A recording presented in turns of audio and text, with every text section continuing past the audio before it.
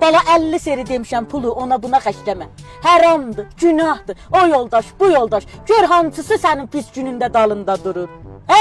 Nənə də bəsdir. İş iyi də olub xərcləmişəm də, əl çək məndən. Kimə xərcləyibsə? Dostlarıma. Səni qan qısasan bala, səni qan qısasan. Gəl pançaviyyəz libası alın məndən əl çək. Yo, mən istəmirəm, mən razı deyirəm. Sən sağ ol, məni görək. Gəl gedək baba, ta. Yo, istəmirəm. İstəmirsən? Yo. Yax, gedək də onda. Hamısı qaleriyəcəyik. Hamısı nənə razı olar balası zəhmətə düşə. Bala, mən heç istəmirəm. Nənə, burada həqiqət 195 min. Neçə? 195 min. Mən ki razı deyirəm. Yox, cələ razı deyildi. Nənə, bax, bir şalvarların olması 195 min. Baba, mən 195-dir. Nə edirəm axı?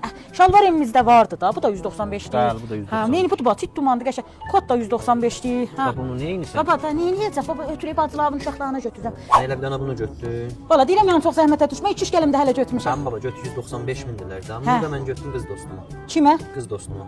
Sənin qız dostun ot tutsun inşallah. Bala, deyirəm haramdır. Adam pulunu özlüyə xərcləməz. 2-3 qələmdə götürdüm. Sat belə ver.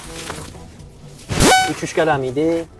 Deyirəm çox zəhmətə düşmə. Balamsan, Eşşədə. neyini ürəyimdən gəlmir çox xərcləyəsən. Gəl gedək.